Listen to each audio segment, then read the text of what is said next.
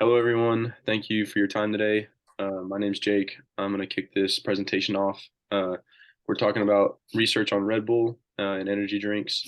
If you're like me, you probably drank an energy drink before, and you drink them on the daily to get you through your studies and whatnot, or to get you through a workout or anything that you got going on in your daily life. So let's get straight into it.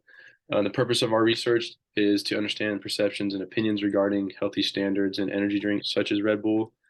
We want to understand what specific ingredients, such as caffeine, such as sugar content, affects, people's opinions on energy drinks and the healthiness of them. Our company, Red Bull, we want to give recommendations to improve the purchase likelihood of our products over the competitors. Um, a quick little what our audience is caffeine slash health conscious people. Let me get straight into the overview of the presentation. So we just did the purpose. Next, we'll do situational analysis. We'll move into the problem and questions. We will go through all of our hypothesis. We will show our conceptual framework that we outlined, our method of collecting the data, and then we will also analyze the results of the data and then finish off with some recommendations. So let's get straight into the situational analysis. Consumers are becoming more interested every day in the healthiness and other added benefits of their energy drinks. Whereas, long time ago, energy drinks, they're just, people purchase them for the pure, purpose of getting energy. They didn't really focus on, all the sugar content or other things that are added into them. Um, People are starting to become more aware of this. And so competitors are starting to market towards these interests that you'll see in a lot of brands, not Red Bull specifically, but you'll see the caffeine content pasted, right on the very top of the label pretty clearly, or the sugar content, or if it has no sugar, it'll be listed, pretty clearly so people can make a buying decision based on that. Um, Red Bull is a leader in the industry. They produce energy drinks, obviously. We're really seeking to understand what factors like healthiness and specific ingredients or added benefits affect the likeliness to purchase our energy drink over another. So, a quick customer profile, they're usually 35 or below, usually a student or employed, and they usually have an interest in exercise or at least healthiness in general. So, I'll pass it off to Ryan next. All right. Thank you, Jake. So for the marketing research problem and questions here at Red Bull, we have a consumer perception that energy drinks are unhealthy. And so we wanted to change that. And to do that, we would have to tailor our advertising to close that gap. Luckily, one of our strengths is that we have a market share about 43% as of 2021. And our global brand reach would also help us reach more people and persuade the consumers to see that energy drinks are actually healthier.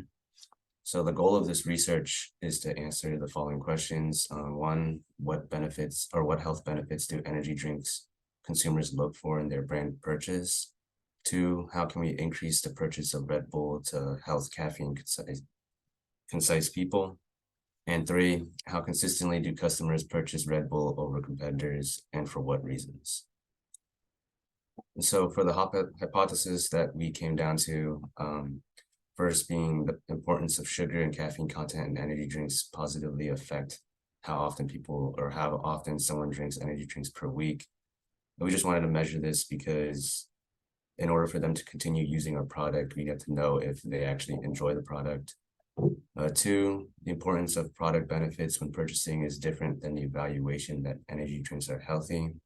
Here we wanted to compare how important the product benefit is to how actually people view energy drinks are and if they're healthy. Three, the importance of health benefits is less than the importance of price. In this generation, people are more health conscious, so we wanted to really test that and see if price matters to them or not. And four, gender roles, gender plays a role in valuing health benefits of energy drinks. We just want to see if gender really matters. Five, the importance of caffeine content is higher than an energy drink being natural. I wanted to see if people are aware that caffeine is addictive and if that affects whether they are going to pick a healthier option or a natural option. Now I'm going to pass it on to conceptual framework. Okay, hello guys, my name's Ethan.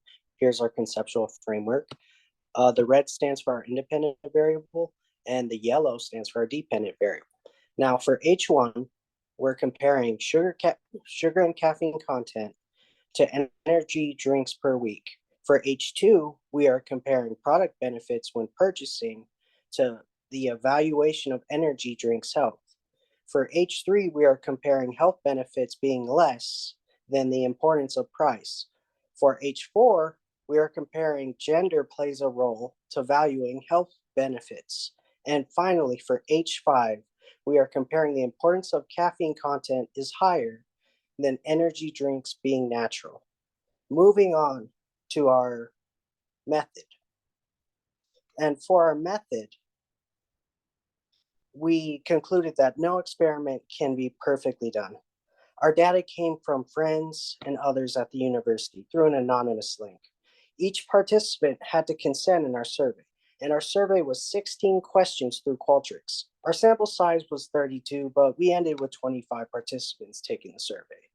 We had more males and females that answered our survey. And finally, our participants rated on coded scales.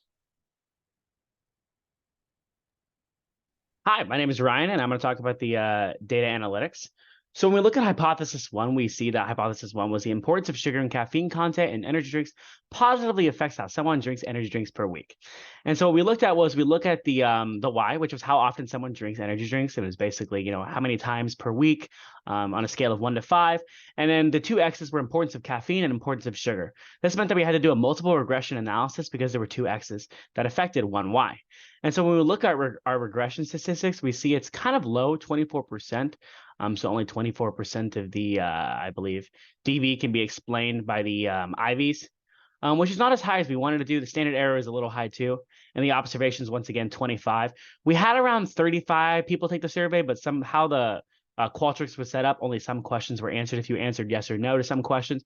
So we ended up having 25 solid observations. When looking at the significance F, we saw that it was well within the 95% range at 0.04, which is under 0.05. When we look at the how important is sugar content, we see that it's once again in the 95% confidence interval. The problem is how important is caffeine content was not. It was at 0.5. So we reject the null for sugar content and fail to reject the null for caffeine content in hypothesis one. When looking at hypothesis two, we saw the importance of product benefits when purchasing is different than the evaluation energy drinks are healthy. And so basically, it might sound a little confusing, but what we basically asked in our survey was, what is the importance of product benefits? And that was a wide variety of things. Whether people look at energy drinks and go, I want that energy drink for the product benefits. So whether that's caffeine, whether that's sugar, it was kind of subjective, but we wanted to compare it to basically the evaluation that energy drinks are healthy. How healthy people thought energy drinks were. And we wanted to see was compare the two. So we did a paired t-test, and at this time we failed to reject the null. Our p-two-tail value was 0.19, so not within that 95% confidence variable.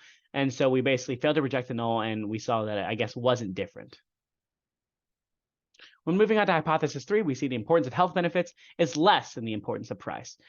This is kind of one of those hypotheses that we thought we knew the answer to, and I guess the paired t-test that we ended up running kind of confirmed that. We ended up rejecting the null. When looking at the p-value one tail, it was well below 0.05, ended up being around 0. Basically, if you bring it down to numerical value, it shows 0.00. So fair to say that the importance of health benefits is way less than price, which can help in recommendations when comparing price to health benefits in advertising.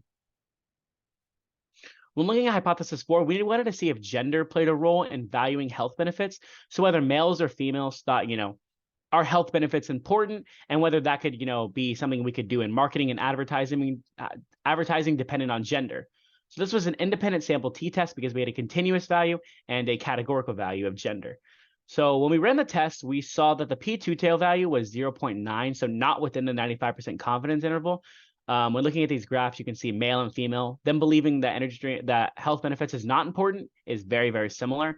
So basically, running this independent sample t-test, we failed to reject the null, which does have implications in our recommendations and whether talking about, whether we use gender in advertising, and it seems like we probably wouldn't. When moving on to hypothesis 5, we looked at the importance of caffeine content is higher than an energy drink being natural. Once again, recommendation implications on what we should advertise. When looking at the graph on the right, you can see that caffeine versus natural, caffeine being the blue line and natural being the orange line, the blue line consistently fell over the orange line, meaning that the means were probably statistically different. That's why we ran a paired t-test on 2 continuous variables and saw that the p1 tail value was basically 0.00 again, showing that we could reject the null and that the means were statistically different. Now I'm going to pass it back to Ethan for recommendations. Okay, so finally we have our recommendations. And we concluded that we want clear labels on the product with the health benefits, the vitamins, the caffeine content, and the sugar content. While for our new product, we were thinking of having more caffeine content for it because we seen like our data had our participants wanting more caffeine. And we also finally concluded with our pricing structure. We want to be competitive in the market. So we are thinking of having a lower price, but being competitive to make our competitors lose market share. So finally, looking at the appendix, this basically just illustrates what we had to do to code our data. When looking at, some of the questions, we asked whether something was important or not important. That was on a scale of 1 to 5. When looking at gender, there ended up only being males and females that responded. So it was a binary 1 and 0. When looking at questions, whether they strongly agree or strongly disagree, once again, scale of 1 to 5. And then that one question where we utilized asking how often they drank Red Bull, we had to code that on a scale of 1 to 5 again, 1 never, 5 being daily. And that's just some of the stuff we had to do to code our data to work the data analytics. Are there any questions in the presentation? And thank you for listening so much.